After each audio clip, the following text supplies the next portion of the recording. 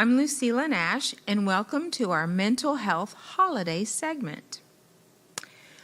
I'm going to borrow a title from an article I read written by Aaron Donovan that seems very apropos as we approach November and December. Welcome to the season of Stressmas. This is part one of our three-part series. As we look forward to the reason for the season, we have an opportunity to unpack some dynamics that could potentially add more understanding, joy, and increased meaning to the holidays. Not everyone's family of origin or social network set a foundation for healthy emotional or social engagement for the upcoming season. Trauma triggers can increase during holidays. Let's reflect. When you think about Christmas, Thanksgiving, and New Year's, what visions, thoughts, and physical sensations come up for you? Do you feel relaxed, excited, and joy-filled? Or nauseous, panicky, and overwhelmed? Depending on your prior experiences, it could be a combination of all those things.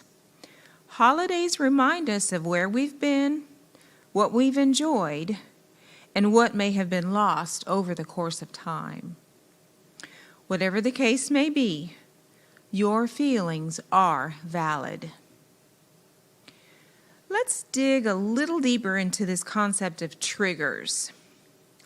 Many of us have experienced trauma, and by definition, emotional and psychological trauma is the result of extraordinarily stressful events that obliterate your sense of safety, making you feel helpless in the world.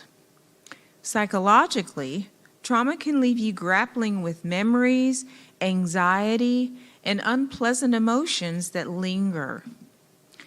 There could be a residual tendency to mistrust, disconnect, and disengage from others. Trauma can occur secondary to a threat on your life or safety, but situations that provoke feelings of being overwhelmed and isolated can be traumatic as well. Your emotional reaction determines whether or not the circumstances or events are traumatic.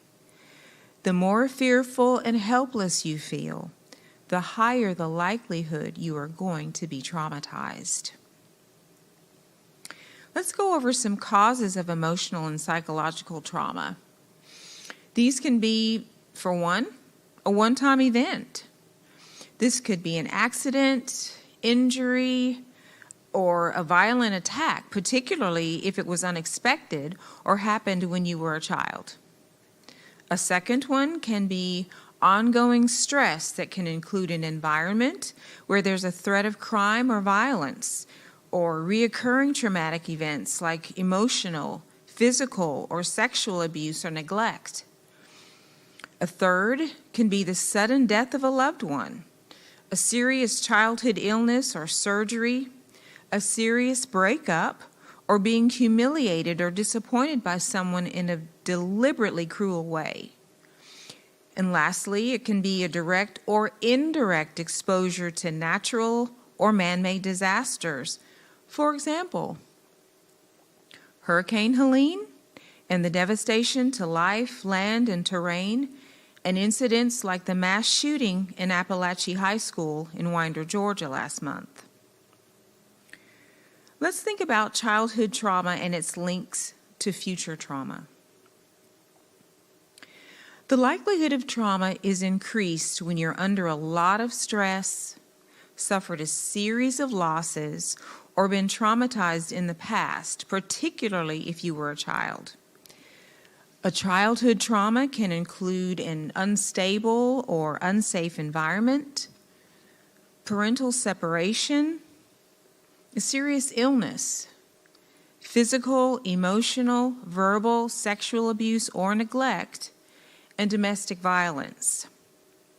The effects of childhood trauma can have a severe and long-lasting effect.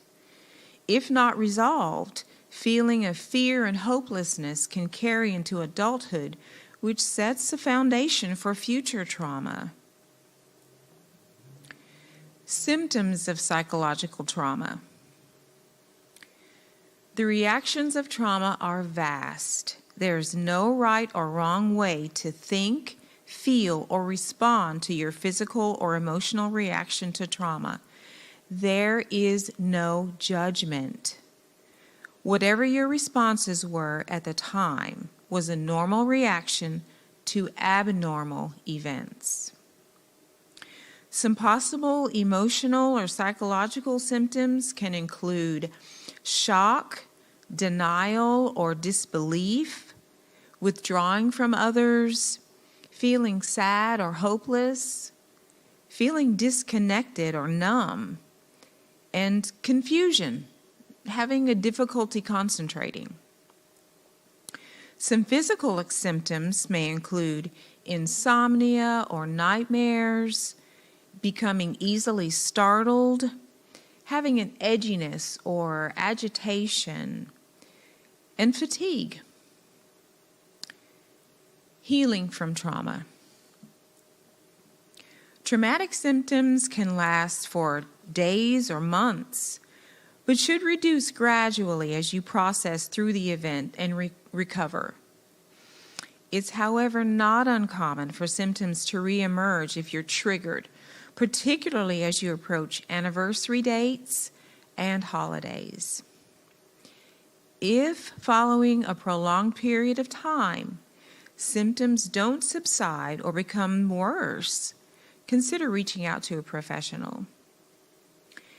At this juncture, I urge you to take an inventory of your thoughts, feelings, and physical sensations as you anticipate or may currently be having as we move toward the holidays. We will discuss in more detail some activities you may integrate into your daily activities. This concludes part 1 of preparing for possible holiday Stressmas. Thank you for sharing this time with me.